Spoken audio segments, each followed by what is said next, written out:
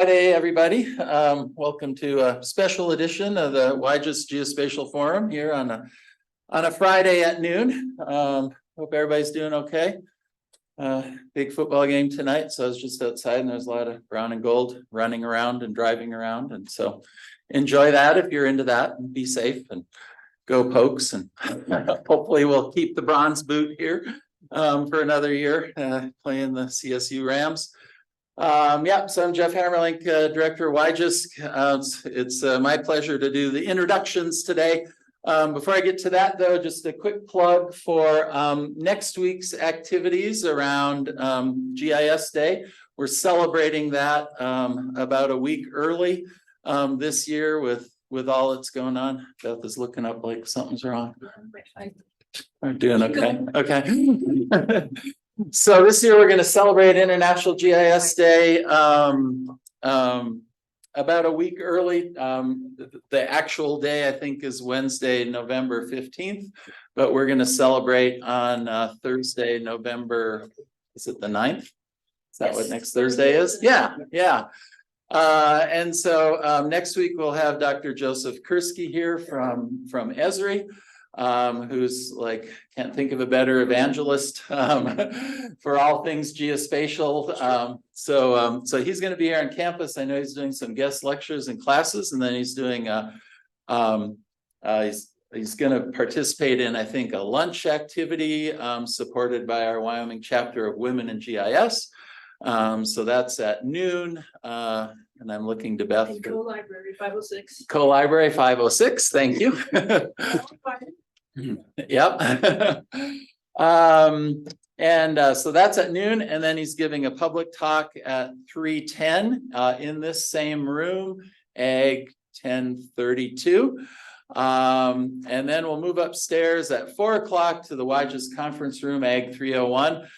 For some birthday cake. Not only that seems to be a tradition, or cake seems to be a tradition with GIS Day, but we're also celebrating the birth of our new Bachelor's in Science and GIST degree as well. So there'll probably be some candles on the cake, maybe in this case. So we have that going on next Thursday. So please put that on the calendar, and if you have questions about that, check the WIGES website or follow up with Beth McMillan about that. So any questions on that? All right, great. And the technology is still working. I'm watching Beth's facial expressions. Okay, we're good. So it's my pleasure today to introduce our speaker, Dr. Russ Congalton. Russ is a professor of remote sensing at the University of New Hampshire. 30 plus years there. Yep. Yeah, that's exciting, in your Department of Natural Resources and the Environment. Russ has had a long and distinguished career in the remote sensing field. He's past president of ASPRS, and he's past editor-in-chief of the PERS journal, and also, I believe, a fellow of ASPRS. So, and an honorary member too. Excellent. So you don't have to pay dues anymore, maybe. Well, no, they still take your dues. Yeah. And I know that our colleague here, Dr. Ramesh Sivan-Pillai, has been a longtime colleague of Russ's through the America View program, and Russ runs New Hampshire View. Yep. And so that's a really great network that the University of Wyoming has really benefited of being a part of. Yes, and so we're really excited, Russ, to have you here today. I didn't get to talk about your love of hockey, but there'll be time for that in the Q&A. All right, so please join me in welcoming Dr. Congalton. Thanks, Jeff. I appreciate that. So, and thanks for the invitation. And I'm on sabbatical this semester, and so I wanted to come see Ramesh because he does so much fantastic stuff through America View and Wyoming View. And so when I said, can I come up and visit? He said, well, why don't you do a seminar? So here we are. But he also said I could tell my story, which I've kind of never done a presentation where I kind of told my story. And so I'm looking forward to that. And I'm really glad students are here. And I know there's a bunch of people joining on Zoom as well. So thanks for attending. I appreciate it. So the official title is Assessing the Accuracy of Maps Generated from Remotely Sensed Imagery, a little historical perspective But the actual title really should be something like anything can possibly happen and probably will. And so we'll get into it. I'll kind of tell you a little bit about myself. So I'm first generation college student. So back then there was no internet. To figure out where the heck you wanted to go to college, you had to buy these really thick books and then look up each one. And my parents knew nothing about that. They hadn't gone to college. My mom was 18 when I was born. And then I ended up going to college for 9 years, which no one could quite understand, but that's okay. But I decided I wanted to go to the University of Minnesota, actually, or Rutgers. And initially, I actually wanted to go to the Air Force Academy because I wanted to be a pilot and eventually an astronaut. But I'm actually red-green colorblind, which like 1 in 10 males are red-green colorblind. And they're afraid that pilots are going to fly the plane into the ground instead of into the sky. So they don't let you be a pilot. So that kind of shot that idea. So I was a Boy Scout. And so I said, well, forestry, that looks really good. So I really wanted to go to University of Minnesota, but my parents were like, no. You need to stay closer to home. So 45 minutes to Rutgers, but it actually worked out because I got to be the starting goalie for the Rutgers club hockey team for 2 years. And at University of Minnesota, I would have been on like the 47th goalie in the room. So it all worked out good. And at the end of my senior year at Rutgers, I took 2 courses for fun. And you always have a little room at the end there, right? So you kind of do something for fun. So I took organic chemistry, not fun. But I also took a course called photo interpretation, which I didn't know what that was at the time. But in a minute, you'll see how that all worked out because I actually applied to 7 graduate schools in forest biometrics, which is like the measurements. I didn't know really what remote sensing was. I knew a little bit about photo interpretation, but as you'll see in a minute, it all kind of worked out for me totally by accident. And so we'll talk more about that. So we're not going in. There we go. All right. So I just want to provide a brief overview of like my history of accuracy assessment. And you'll see, sometimes we're really lucky and we get on the ground floor of a new opportunity. Well, in a minute, you'll see that I actually got in the basement of the opportunity. And so that's really kind of fun. But aerial photography has only been around since World War II. So it became prevalent after World War II, but it really took the Landsat program before accuracy assessment or how good the map was really came into being an issue. Okay, so here's a quote from 1948 from a book by a gentleman, a professor at Yale named Stephen Spur. He wrote a book called Aerial Photographs in Forestry. And he said, once the map's been prepared from photographs, it should be checked on the ground. If preliminary reconnaissance has been carried out, a map prepared carefully from good quality photographs, ground checking may be confined to those stands whose classification could not be agreed upon in the office and to those stands passed by en route to the doubtful stands. So in other words, not much quality control, not much accuracy assessment. It kind of looks good, it was a time-honored skill, and so no big deal. And that's what most people thought of aerial photography and worked out pretty well for them. And then, through the 1950s or so, that's kind of where it stayed.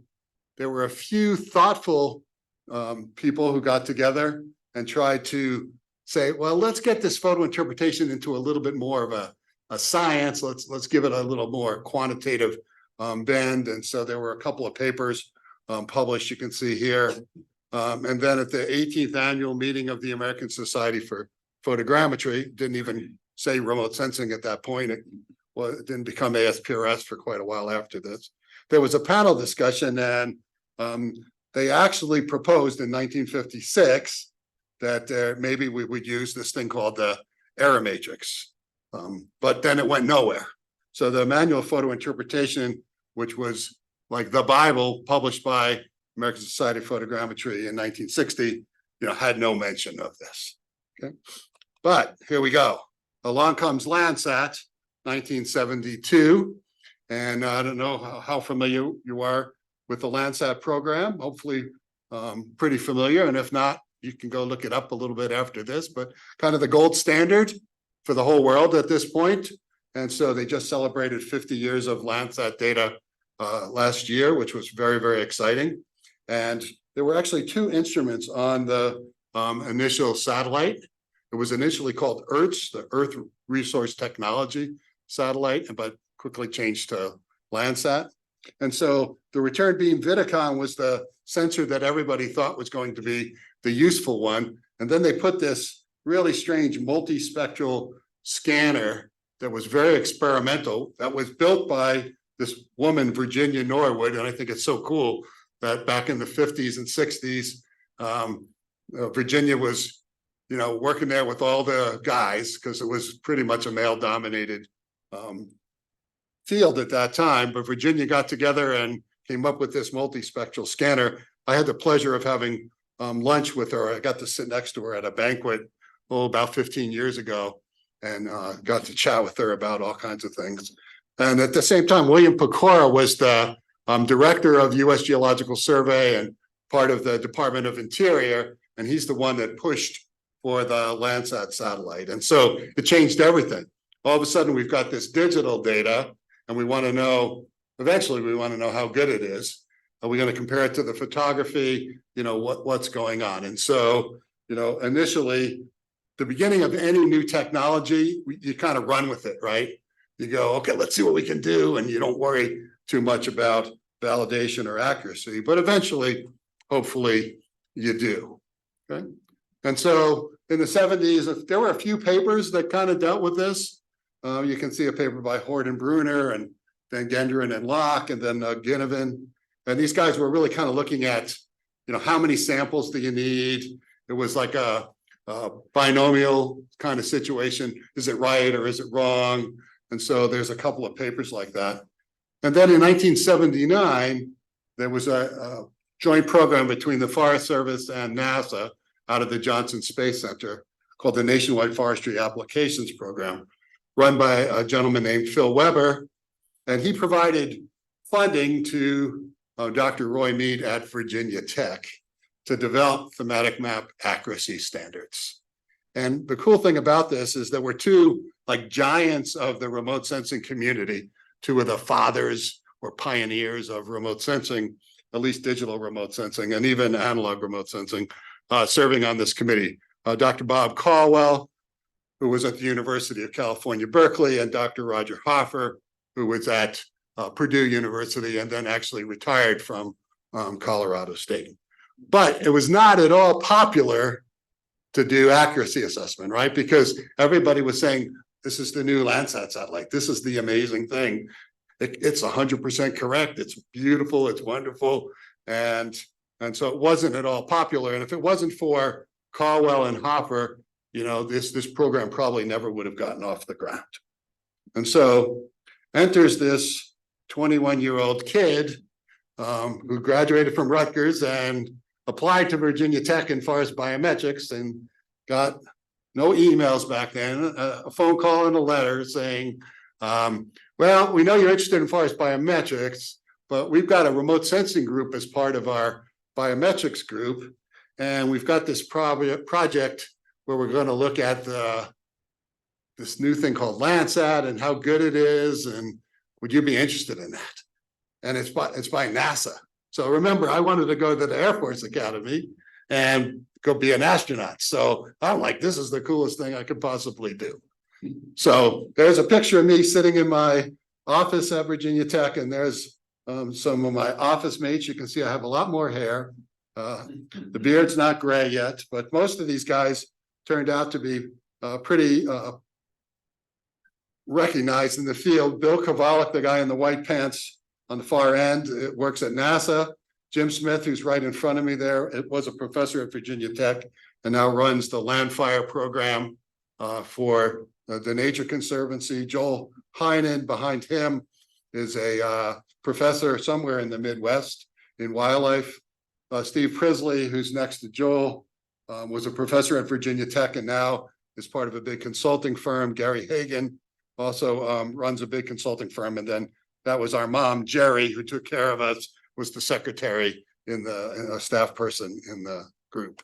And so I got there, I graduated from Rutgers in May of 1979. I got to Virginia Tech in June of 1979, and my major professor, Roy Mead, handed me that book that you can see in the middle, which is actually Yvonne Bishop's dissertation from MIT in the sociological literature about discrete multivariate analysis. And Roy said, I'm going away for the summer, read this book, figure it out, and have something for me when I get back in late August. So that was my task as a brand new grad student to do that. And so I jumped on that, which was awesome. And then actually, I was able to write a bunch of software around this and develop the techniques for basically coming up with the error matrix. Got lots of error matrices from Roger Hoffer and Bob Caldwell, and published my master's thesis, which you can see there, on discrete multivariate analysis. Then I started, applied to get my PhD at Virginia Tech, but between my master's and PhD, I got to go and had an internship at the Eros, what was called the Eros Data Center back then. Now it's just called the Eros Center in Sioux Falls, South Dakota, which is where all the Landsat data is collected and received. And so there was an applications group, and they basically said, you can kind of come and do anything that you want to do. I got to work with biometricians there, a gentleman named John Sagan and Jeff Newcomer. And then I got data that I could use for my dissertation. So I started all my dissertation research and wrote the programs for my dissertation research, which was on sampling simulations during that summer. And I got data from big shots, you know, the top of the line guys that were at Eros at that time, people like Wayne Miller and John Dwyer and Tom Loveland and Mark Shasby. I know some of the USGS people are listening. So some of these guys are actually no longer with us, but just giants in the field. And just as a new kid, not really kind of knowing what he was doing yet, it was just an amazing opportunity. And I owe so much. I'm so grateful to all my friends at Eros who took care of me during that time. And so I ended up doing my dissertation as well. And I looked at a bunch of different sampling schemes to look at accuracy assessment as well.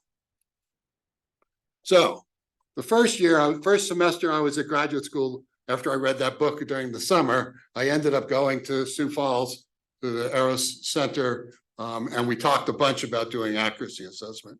And the result of that was the next fall, we had this conference. And so this kind of kicked off the USGS's interest and others' interest in doing accuracy assessment. But it was still super unpopular. In fact, NASA promised lots and lots of data, and they would actually send data. Back then, it was on these big 9-track tapes. You know, if you see an old movie with the tapes spinning, that's what we got.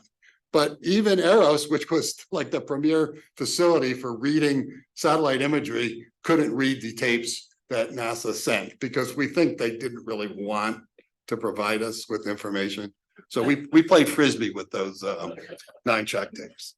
But there was a cool conference, and my major professor, Roy Mead, and then my boss at Eros, John Sagan, put on this conference, and there were about 20 or so people that came, and you know, we talked all about this, and it was kind of amazing. Again, I'm in the basement here, right? Because people are still throwing stones at me because you don't want to be the guy that's saying Landsat isn't 100% accurate, and clearly it wasn't at that particular time. So, and isn't still actually.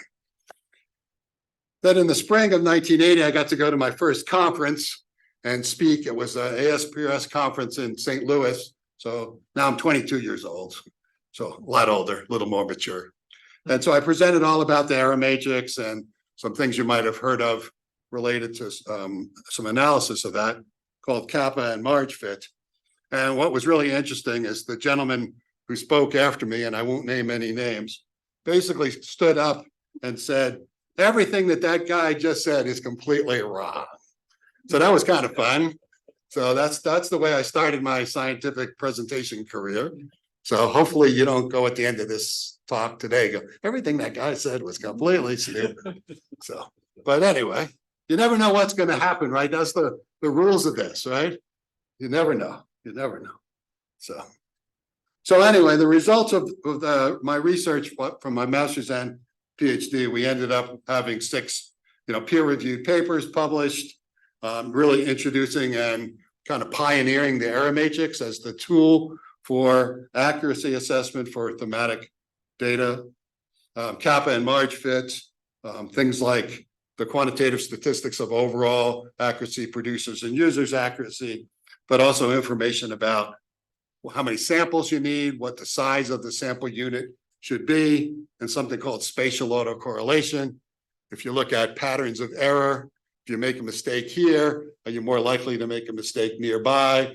What's the distance between those? That column is more my dissertation research. Okay. So then in 1999, we published the first book on this topic. So my friend Cass Green and I wrote this book, and I always joke about this because, professors are supposed to write these long tomes, these great big, I know this much stuff. Well, this book's only 135 pages long. So I always tell people, that's all I know, 135 pages, I'm done.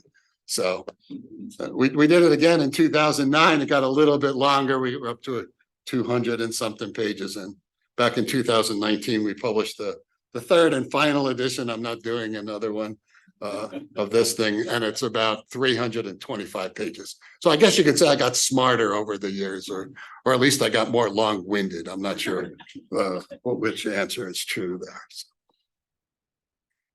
What was really cool is after my time with my PhD, I got a call from the Army Corps of Engineers, and they asked me to do a postdoc with them in Vicksburg, Mississippi. So got to get some practical experience with that. And from there, Bob Caldwell had retired from the University of California, Berkeley. And so I was amazingly fortunate enough to get his professorship position at Berkeley. And what was amazing is that Bob spent a week with me, introducing me to, telling me all his secrets. Berkeley has a forestry summer camp up in the Plumas National Forest in the Sierra Mountains. And he took me up there and showed me all kinds of tricks, and so I could impress the students and everything imaginable, which was really, really cool. And while I was at Berkeley, I met a bunch of colleagues from a company called Hammond, Jensen and Wallen, especially Cass Green, and we had this opportunity to write a proposal to map all the old growth forests in Oregon and Washington using remote sensing. And so Cass and I wrote the proposal, and we got it. $4 million from the Forest Service, and then Hammond, Jensen, Wallen decided they didn't want to do the job. And so Cass and 3 other principals and myself formed a new company called Pacific Meridian Resources. And so I became the chief scientist of Pacific Meridian Resources, which existed for quite a number of years, and then eventually got bought out by Space Imaging down in Thornton, one of the imaging companies, which then eventually got bought by Sanborn Map Company, which is down in Colorado Springs. And so I was the chief scientist for almost 25 years. And the cool thing about that was, yes, I'm still teaching, yes, I'm still doing research, but I'm also in industry where I can see what really needs to get done, what can be practically applied, okay? And so if you read any of my research papers, you'll see there's always a practical component to it. And, there's academics that write, and I'm not trying to insult anybody, but they write these really cool academic papers that are really cool for maybe 15 of their colleagues, but probably are not going to have too much use for the general public or for, the practitioners. And so I've always tried to make sure, maybe I don't know what I'm doing and I can't write those academic papers, I don't know, but the practical side of things. And because of this, I felt like this is where I was able to do that, okay? And so first at University of California, and then now for the last 30-something years at the University of New Hampshire, I've been able to combine my practical experience through industry and what needed to get done with my research and my teaching. And so a lot of my students got immediately hired by Pacific Meridian or Space Imaging or Sanborn Company because I was making sure that my classes were practical enough that they were learning kind of the state of the art things. So the rest of the presentation is sort of a short summary of what I learned doing this combination of academia and industry. So if you're going to do an accuracy assessment, unfortunately, there's no single strategy that you can use. And that's unfortunate because that means it's very difficult to write a software package to do it. Because there's too many choices, there's too many considerations, there's too many things that you have to think about. And so this flow chart, and hopefully that's readable to you, but it shows you the complexity of this. There's this other thing called positional accuracy, and positional accuracy is equally important. It's a little bit simpler, a little fewer considerations. And so there are software packages, including ArcGIS and others that have positional accuracy standards. ASPRS, the American Society for Photogrammetry and Remote Sensing, just released a new version of the standards for positional accuracy. I encourage you very strongly to do that. If you don't know where you are, what good is it that you labeled it correctly, right? So you got to go hand in hand with both of those things. But my work has mostly been in thematic accuracy. So there's some initial considerations. There's things that you have to think about for sources of error, okay, and uncertainty that you can bring into the process. There's the classification scheme itself. The classification scheme should be mutually exclusive, should be totally exhaustive. It's nice if it's hierarchical, but most importantly, it's got to have definitions. You can't just say water, and everybody in the world knows what water is. Is a swimming pool water? Maybe, it depends on your application, right? Or forest. What's a forest? Well, are trees this tall, a forest? Okay, again, if you don't have a definition, you don't know. So like the United Nations has a definition that trees have to be at least 5 meters tall in order for it to be a forest. Before that, it's a shrub, even though it's a tree, right? Okay, but if you don't agree, or if you think one thing and I think the other thing, we're going to have completely different maps. It makes no sense. So a classification scheme is so important. And people don't really think about that. All of a sudden, they're halfway through the project, and then they go to their client and they're like, well, what do you think? No, oh no, that's completely wrong. And then you got to start all over again. So classification scheme has to be done at the beginning. Okay. And then in order to do the accuracy assessment, you've got to collect what we call reference data. Okay. So reference data is some data on the ground or something that's considered more accurate than the map that you're assessing. Okay. And there's a bunch of considerations for doing that. What's going to be the source? Are you going to use somebody else's data? Is there a previous map or somebody else collected some imagery, some information that you can use? Are you going to go to the field and actually do some things? If you go to the field, are you going to just observe? Okay, that's a forest. I know it's a forest. Or are you going to measure? Okay, those trees are 6 meters tall, or they're dense enough, or whatever. Okay, when do you do that? When do you do the collection? Well, if you're doing a forest, probably not a big deal. Okay, plus or minus a couple of years, unless somebody harvests the forest. But you can see that on the imagery, so it's still not a big deal. Okay, but if it's agriculture, especially in places where they grow multiple crops in a year, if you don't go out there at the right time, you're going to have the wrong answers. The reference data is going to be no good. Okay, so maybe you have to go out there and collect at the same time or within a week or two of the image acquisition. And then consistency, if you have more than one person doing it, how do you make sure that they have the same consistency? So some kind of training, some kind of guide, classification scheme, some kind of flow chart, maybe a data logger these days, or your cell phone or something. Okay. And then sampling. What kind of sampling do you do? And again, this work comes out of my dissertation, but you need a big enough sample unit that you can actually positionally locate it. So if your GPS is plus or minus 10 meters, you can't have a single pixel because you're not going to be in that single pixel.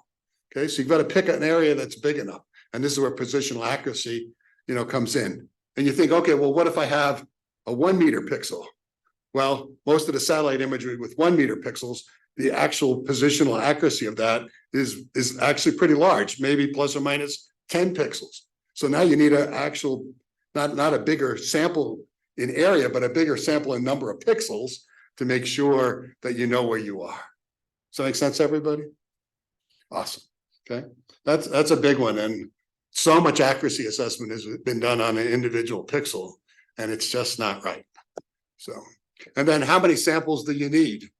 And so that again came out of my dissertation research. We did a bunch of sampling simulations. So I wrote the code when I was at Eros, and then went back to Virginia Tech and just ran Monte Carlo simulation after Monte Carlo simulation after simulation to get answers for different sampling strategies. And then there's all kinds of different schemes that you can use. Okay. And so that becomes important. Random sampling, systematic sampling, stratified random sampling. If you're a geographer, there's all kinds of cool modified versions of hybrids of all that stuff. But the big thing there is to think about spatial autocorrelation. Again, I already said, if you're make a mistake in this place, you're more likely to make a mistake nearby. My dissertation results, which were for Landsat MSS data, showed that errors were still positively spatially autocorrelated or autocorrelated a mile apart from each other. So, okay, then once you've got good reference data, now you build the error matrix. So the error matrix we'll get to in a second, but basically you compare what's going on the reference data or the ground to what the map said was going on. And there's a bunch of ways to do that. Maybe you have just a single date that you care about. Maybe you're doing some multi-date analysis, some change detection. Maybe you just care about what I call a deterministic or the right answer error matrix.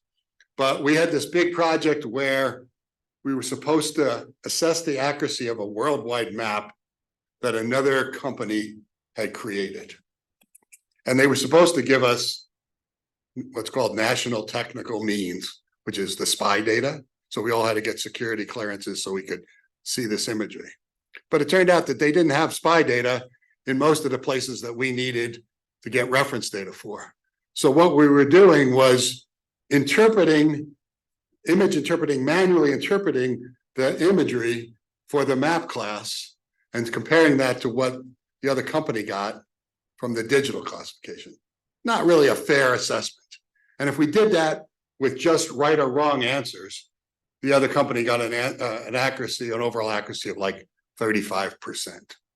So what we did is we came up with a method called fuzzy accuracy assessment, where because we weren't at the ground, because we couldn't go all over the world, it would be like, okay, we think this is water, okay?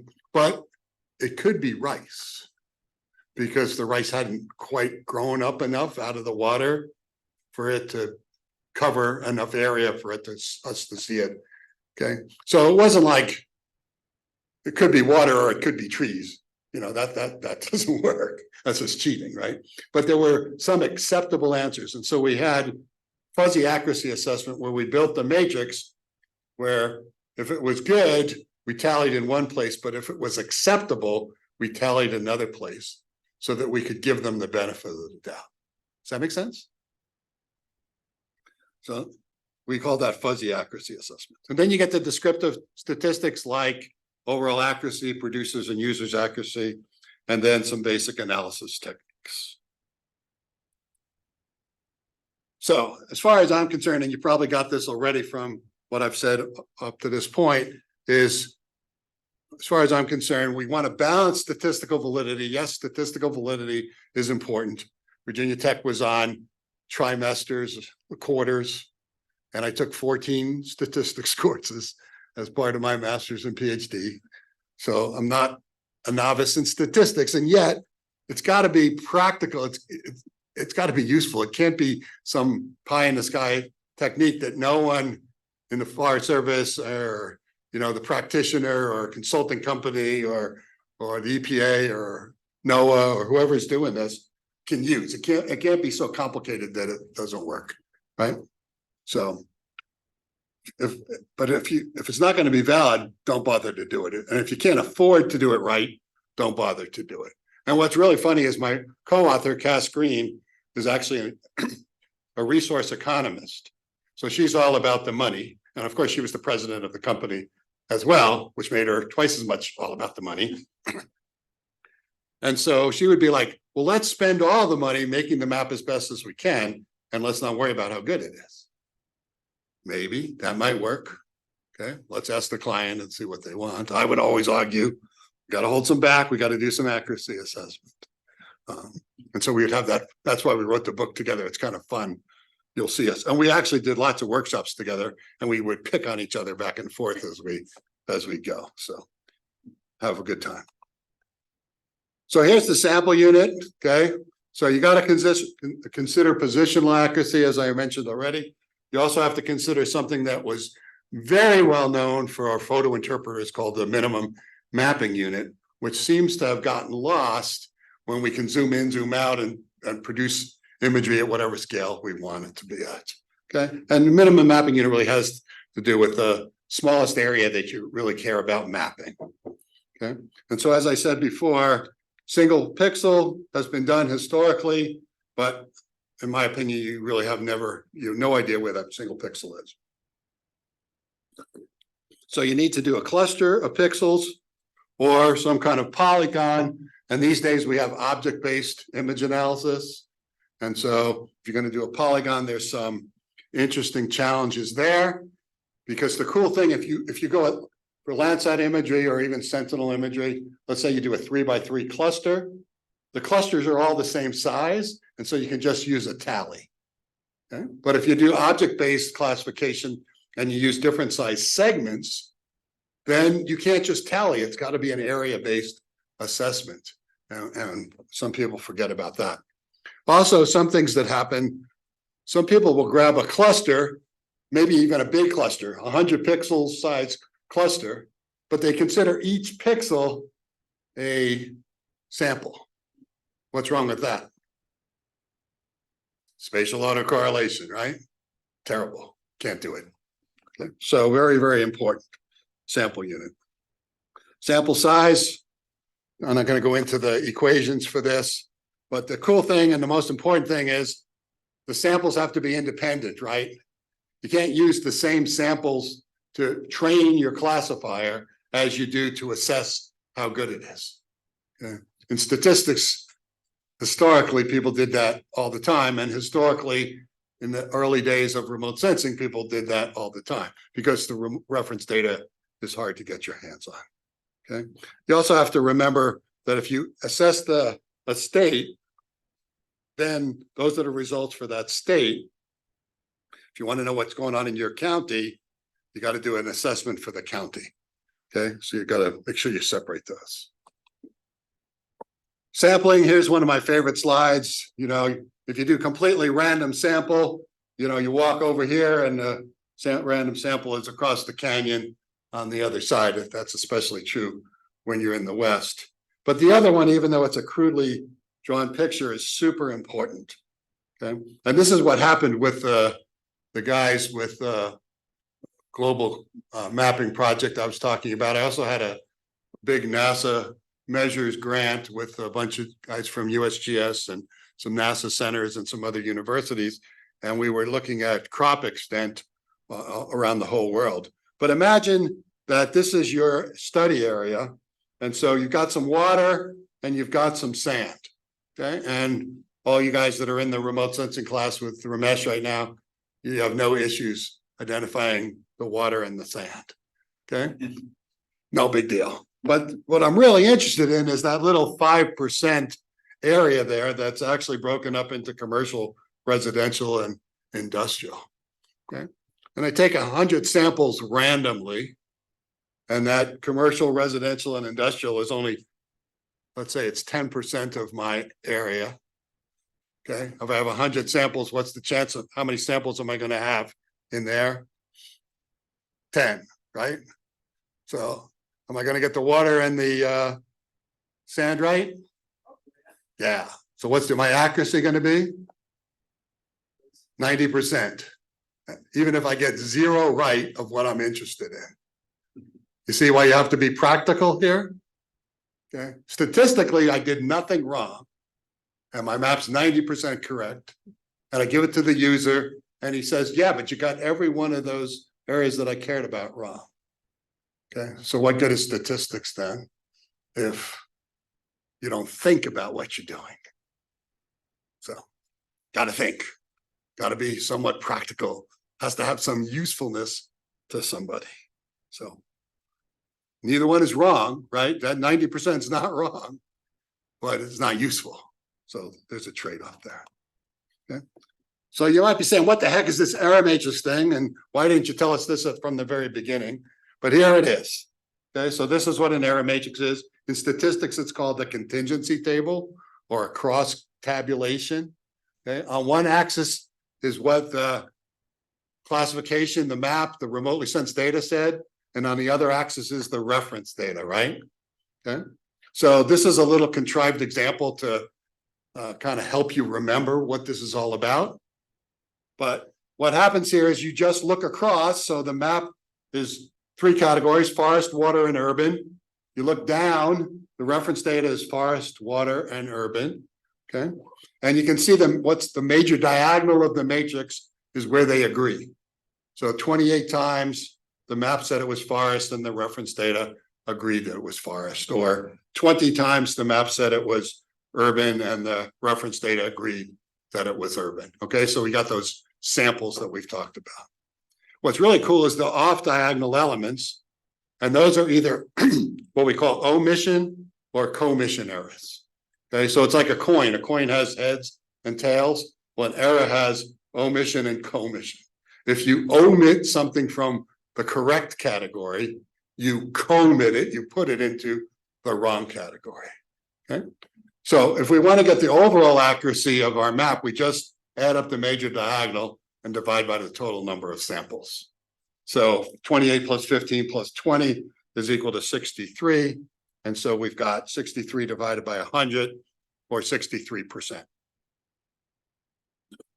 So our map here is just 63% accurate. But what if we want to know what's going on with the forest category? Okay, the forest category, you can see that 28 times the reference data said it was forest when the map said it was forest. Once the reference data said it was forest when the map said it was water. Once the map said it was forest when the map said it was urban. Or 28 out of 30 times we got it right. We got forest right. So things that were forest on the ground, we labeled as forest 28 out of 30 times, or 93%. So as a producer of the map, we're looking pretty good about our forest. But look what we did. We kind of hedged our bet. We called a whole bunch of things forest that weren't actually forest. In fact, we called 14 things forest on our map that were actually urban, and 15 things forest on our map that were actually, did I say water? 14 things that were water that we called forest on our map, 15 things that were urban that we called forest on our map. So we labeled 57 things forest on our map. Okay, so if I become a user of this map and we're going to go out after this little get together and have a picnic lunch and we want to have it in the woods, using this map, we have a better chance of getting run over by a car or drowning than we do ending up in the forest. So you see how it works. All right. I do have a special request, especially for the students that are just learning remote sensing. Please don't use the word ground truth. There's no such thing as truth on the ground. Okay. And so you'll see that in papers all over the place. When I was the editor of photogrammetric engineering and remote sensing for 8 years, I made sure no one used the term ground truth. I've been trying for a long time. I've failed miserably, but I still keep trying. Ground data, reference data, field data, something, but don't put the word truth in there. So here's a few key publications that have come along. In 1991, I wrote a review paper on this before we started working on the book. It's been cited almost 10,000 times now. In 2002, Foodie, who's from the UK, and then more recently, some people out of Boston University and with a whole bunch of collaborators have been doing this. So lots of nice progression that's gone on, which is excellent. Okay, there's some key activities that have happened, conferences that have happened every 2 years since 1994. All those guys that I showed you a picture of at the beginning from Virginia Tech started that first conference in Williamsburg, Virginia. So finally, in the 50s and 60s, no accuracy assessment at all. 70s, because Landsat was such a new technology, not very popular. Congalton was a jerk. That's just the way it was. Okay, 1980s, we got going in the right direction, at least. In the 1990s, grew into its rebellious teen years. Lots of things going on. Pretty much since 2000 or so, considered a key component to most remote sensing projects. Again, depending on your point of view, potential practical versus academic. So it's been my honor to be part of this and get in there. I was so fortunate to get in on the basement. You never know what's going to happen in your career. And so just go with it, ride with it. And especially if you're new, the students, hopefully some of the things I said were able to encourage you today. So thanks.